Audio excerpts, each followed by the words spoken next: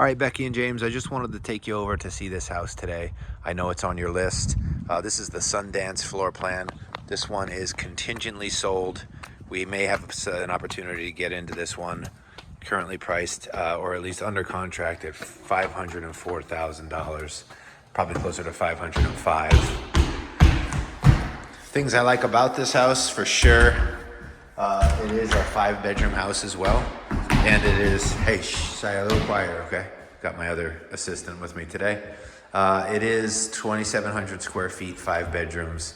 I think the kitchen layout's smart on this one. You know, the fireplace insert too. That and this whole fireplace presentation is good looking and valuable. Big old dining room in here, which I think is kind of cool. You know, you don't see a lot of this dining room, living room separation, but the living room's really big. They thought about the TV insert. The dining room's really nice. A lot of windows. This is probably one of the biggest kitchens I've seen from CBH. I know we've been talking about the pantry. No, I guess it's not a ton better than the other one, but it does have regular doors on it, which I know, Becky, was your suggestion on the last. And I would say potentially this pantry is a little bigger.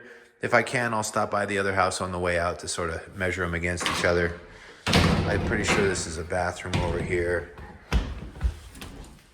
Okay, you got another closet over here too. So I guess if you wanted to get wild, here's your second pantry.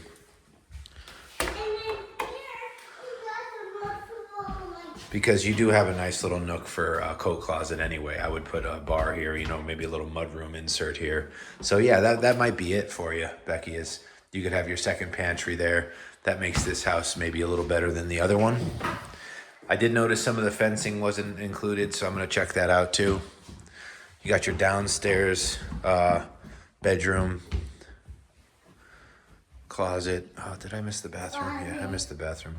And I'm gonna be looking for a shower down here.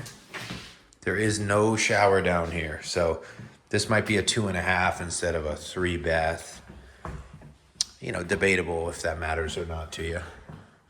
Let's take a look at the backyard. Yeah, here's the challenge with this one, guys. There's a bunch of fencing that isn't completed. Hey, don't walk in the dirt, okay, Si? Like, that's 2 significant runs of fence. This is a big yard, though. This is a nice big yard. The yard is going to eat up some of the concession, but then that fencing run is going to be really the kicker on this one.